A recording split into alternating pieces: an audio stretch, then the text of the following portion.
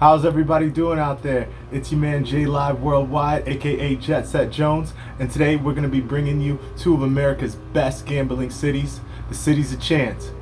If you're like me, you like to place a lot of bets, you like to have a lot of fun, and we're going to be showing you exactly what to do when you get there. Now, as far as getting to Vegas is concerned, depending on where you're coming from, it could vary in price. From anywhere in the US, you really shouldn't pay more than $500 round trip.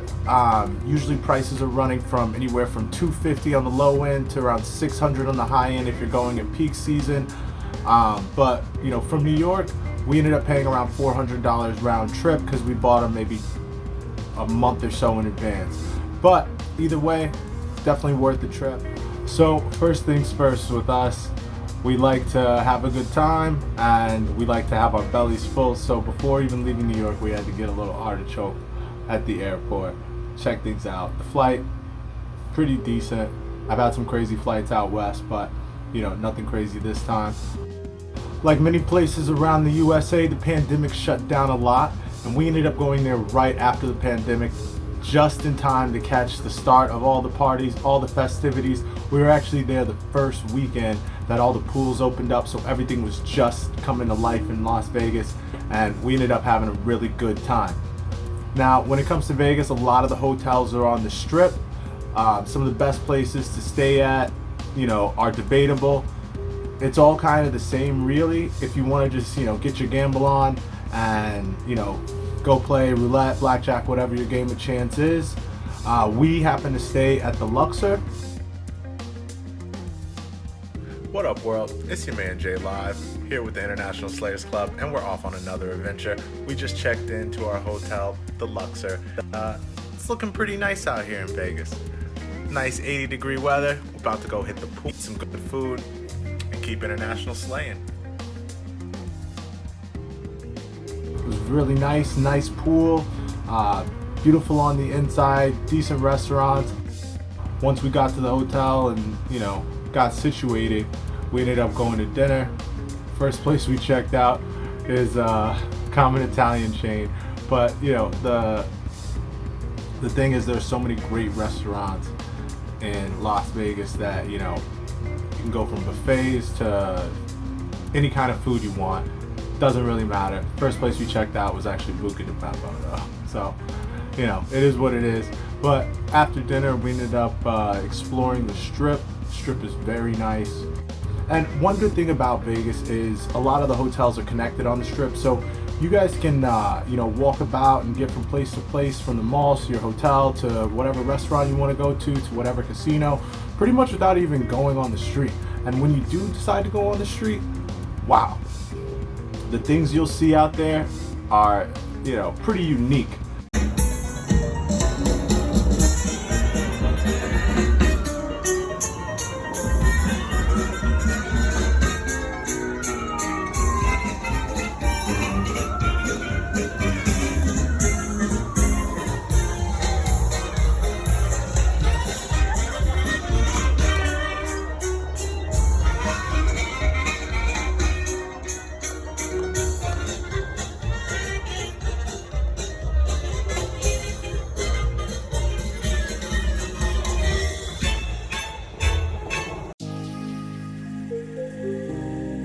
We wanted to check out all of it. We were only there for a long weekend though, and we saw what we could.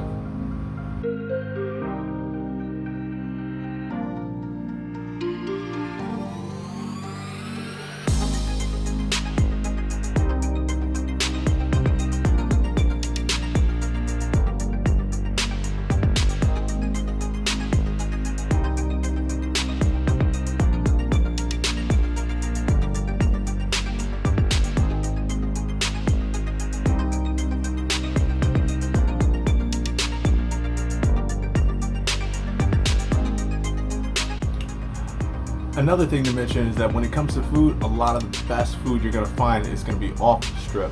One place that we checked out was Honey Pig Korean Barbecue. That place was well worth the Uber. It's not that far away. It was maybe 20-30 bucks each way, and wow, delicious Korean barbecue. Definitely way cheaper than we were getting in New York, and definitely worth the trip.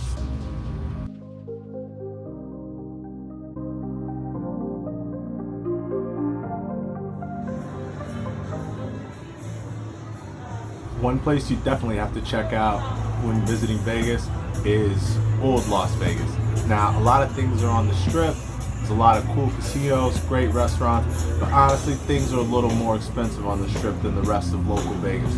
There's a side to Vegas that obviously people that live there go to, and there's a tourist side, just like anywhere else, any major tourist attraction city.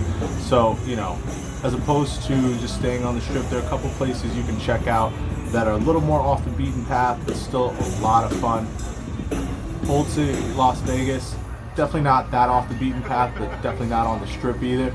It's where old Vegas used to be, and one place you definitely have to check out when visiting Old City, Las Vegas is Circa Pool. Now that place is beautiful. When we went, it was actually $10 for the whole day to just chill out, relax. The pool's literally the size of a football stadium and has big screens everywhere. So great place to chill out, relax during the day on those hot, sunny Vegas days. And if not, the pool at the Luxor is also awesome, as well as the pool at Manta Ray Bay. Now, there's so many Vegas pool parties. Obviously, can't list them all. Don't know them all, to be honest with you, but definitely worth checking out. Some of them get insane.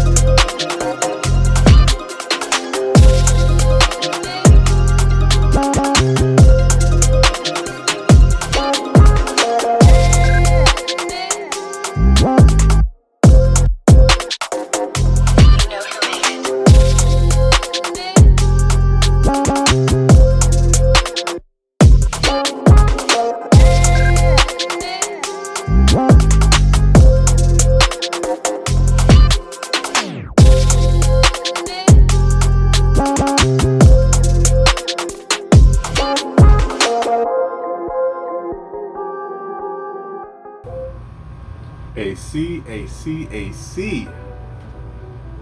What can I say about I.S.C? I mean, it's one of those cities that it's just one of those small beach towns that can get really wild. It's whatever you want to make it.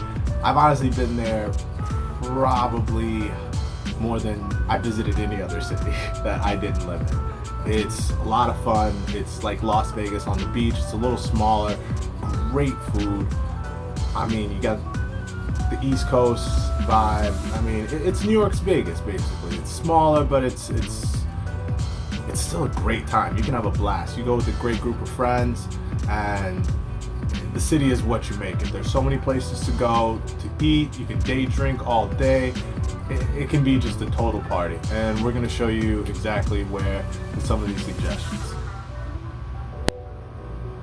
Now, as far as travel goes to I.S.C, if you're coming from anywhere else in the country besides the East Coast, you definitely want to fly into Philly and then just take a train. It's a really easy transfer over there, train or bus.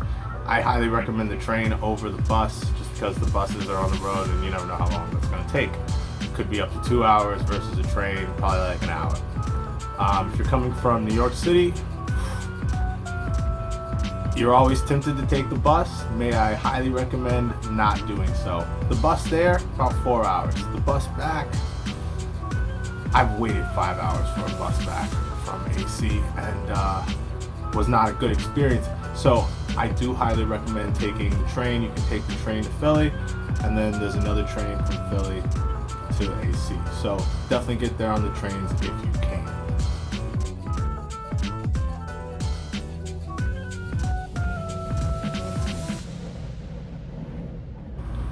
Now, as far as places to stay in AC are concerned, number one, first and foremost, I would have to say probably be Ocean.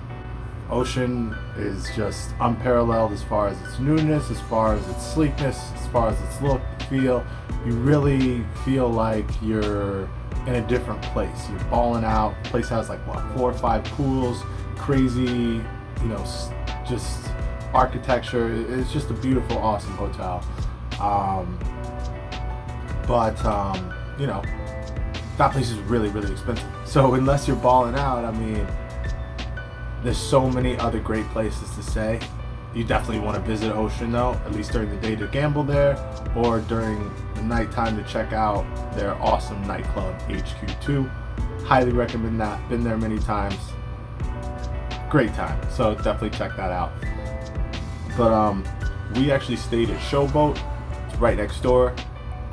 Super cheap. Great place, right on the beach. And there's so many great places like that, whether your budget is, $100 a night or you're balling, you can stay at Ocean for, $1,000, $1,400, $1,500 a night. So, whatever it is, there's so many great options. You really don't have to worry about a place to stay in Atlantic City. Now, one thing that makes AC really cool, the thing that I love about it the most, is that it's not only a nightlife spot with the casinos and the clubs and whatnot, but it's also a daytime spot. You can go out there on the boardwalk, have a blast with your friends. Drinking is legal on the boardwalk, so you can, get drunk all day. There is, lots of cool piers. There's Playground Pier, which you can, go go-karting. We did that. Didn't take any footage of it because we were having too much fun, but there's a lot of carnival games out there, Ferris wheel, cool stuff to do.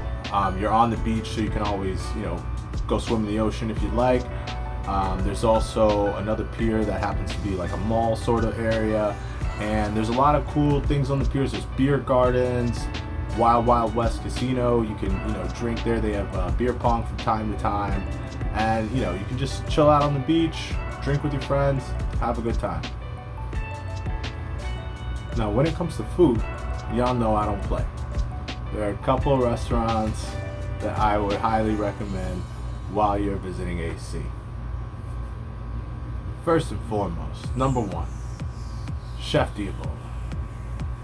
That is some of the best food I've had in a very long time. I actually cried during the meal. Brought tears to my eyes. That's how delicious that fish was. Now, Chef Diavola's is a place you're gonna have to make a reservation probably at least like a day ahead of time. We got there at around 6 p.m. and it was packed. Hardly a seat in the house. I mean, it's well worth it. You see why it's booked. You just have to go. Number two, I would say is a surprise pick. It's right on the boardwalk. It's a place called Chicky and Pete's. The food there was surprisingly delicious. We had it the first night. It was one of the only places that was open late.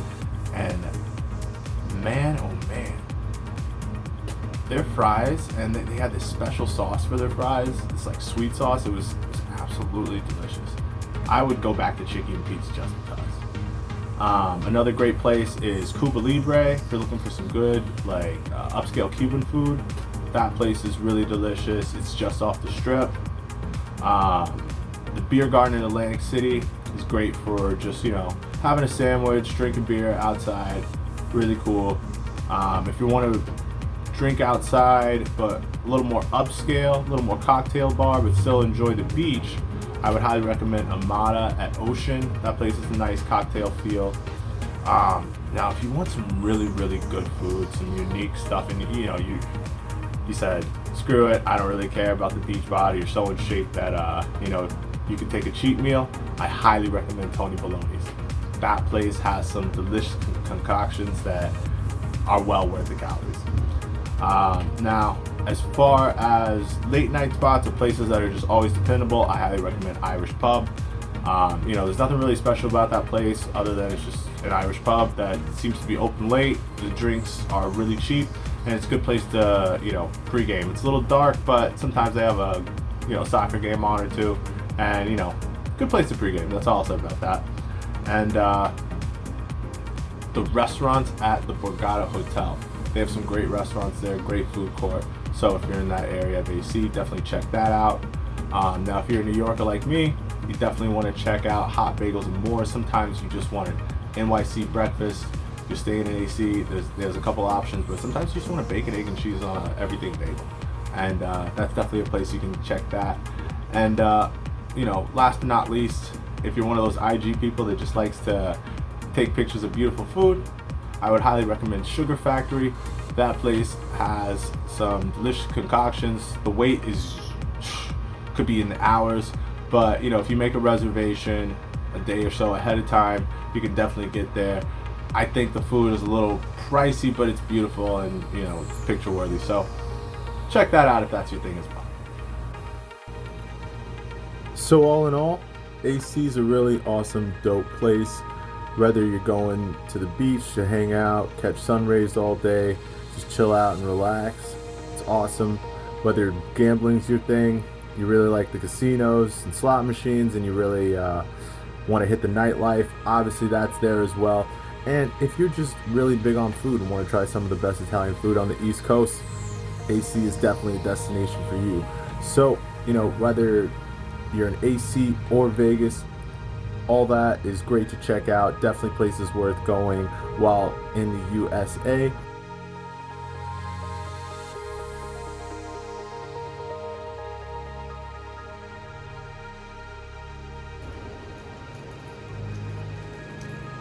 Also, big shout out to all supporters. Be sure to click the link below to subscribe and follow us. We'll be coming out with more adventures really soon. Till then, keep international slaying.